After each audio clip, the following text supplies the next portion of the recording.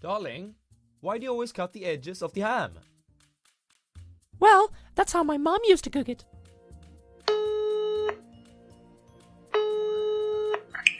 Hello. Hi, Mom. Why did you always cut the edges of the ham again? Well, I don't know, dear. Because your grandmother used to do so for me, I guess. I'll call her and ask her why she did it.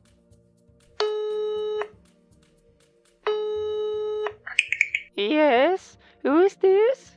Hi, Mom. I remember you cutting off the edges of the ham for me when I was a kid. Can you remember why you did that, perhaps? Oh, darling, I remember that as clear as day. That was because my pan was too small, you see. Monkey see, monkey do. Most of us learn how to handle wealth and money from our parents or from very influential close friends. Does that mean that it's always the correct advice to follow? Only if your father was Warren Buffett, your mother was Vicky Robin, and your BFF was Bill Gates. Otherwise, nope, probably not. Now it's time to unlearn those habits. In Secrets of the Millionaire Mind, Harv Eker presents 17 characteristics that separates the rich from the poor. I will now present my top 5 from the book. If you feel that I missed an important one, you can probably find it in my top 5 summaries of Rich Dad Poor Dad or The Science of Getting Rich. Takeaway number 1. Rich people believe I create my life. Poor people believe life happens to me. Who do you think is more likely of playing the lottery? A rich or a poor person? You guessed it, it's a poor man's habit. Poor people actually believe that the only way they can possibly become rich is if someone else draws their name out of a hat. Instead of taking responsibility, there are 3 other activities that the poor loves to do: blaming, justifying, and complaining. The blame game is the favorite game of the poor, or perhaps it's a tie with the lottery. The blame game has one primary objective: to see how many people and circumstances you can point your finger at without ever looking at yourself. If there's nothing to blame, you'll often hear the poor person rationalizing instead. Well, money isn't really important anyways. That this attitude is a problem should be obvious. Would your girlfriend hang around for long if you keep telling her that she isn't really important anyways? Nope, and neither will money. What you focus on expands.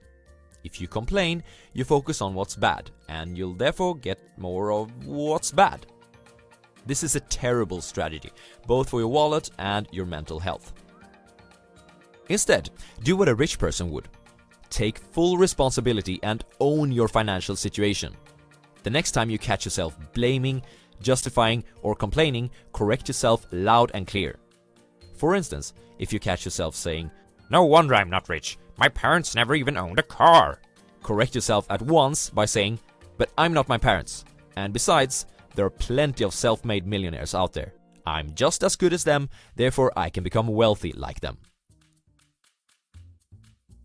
Takeaway number 2. Rich people are willing to promote themselves and their value.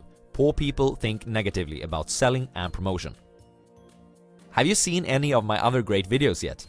Every week I summarize new books for you so that you can consume information about the subject of investing in the most efficient and enjoyable way possible. Don't miss out on this. So, if you're not a subscriber yet, consider hitting the button and ringing that bell. Resenting promotion is one of the greatest obstacles to wealth and success.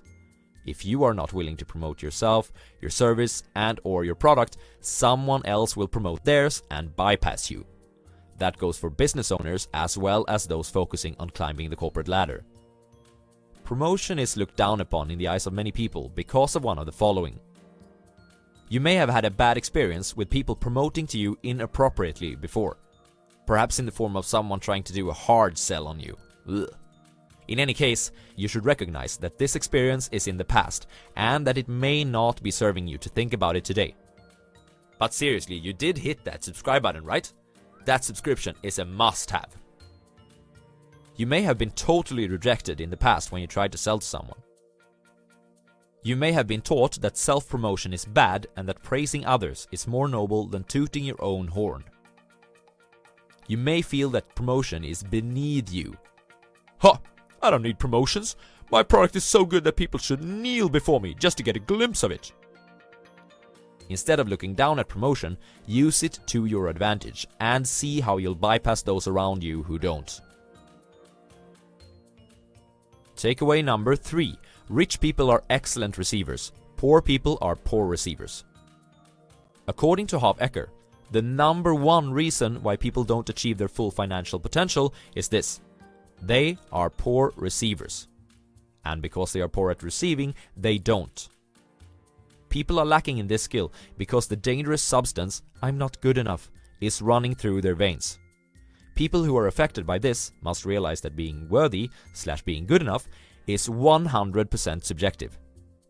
Do you think that Donald Trump is worthy of being the president of the United States? Well, a lot of people do, and a lot of people don't. Do you think that Donald Trump himself thinks that he is worthy of being the president? Of course he does. He would never have received the opportunity hadn't he thought so.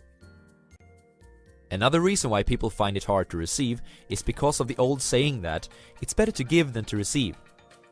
Whoever said this must have been bad at math. For every giver, there must be a receiver. If it would be sinful to receive, what kind of douche are you to force someone else into being a sinner, just so that you can be the noble giver? No, giving and receiving are two sides of the same coin, and none of them are more blessed than the other. You can practice becoming an excellent receiver financially by being it in other areas of your life too. For example, when someone throws a compliment your way, practice just saying a simple "thank you." This way, you accept the gift of the kind words and you practice becoming a great receiver simultaneously. Takeaway number 4. Rich people choose to get paid based on results. Poor people choose to get paid based on time. Poor people prefer being paid a steady monthly or hourly wage. Why? Because they are afraid of earning according to their performance and to test their true value in the marketplace. But this security of a guaranteed monthly or hourly salary comes with a price, and that price is their wealth. The fact that they are trading their time for money at a fixed rate, and that time is limited, sets a ceiling on their income. Never have a ceiling on your income. Rich people, on the other hand, have income streams such as businesses, commissions, stock options, and profit sharing.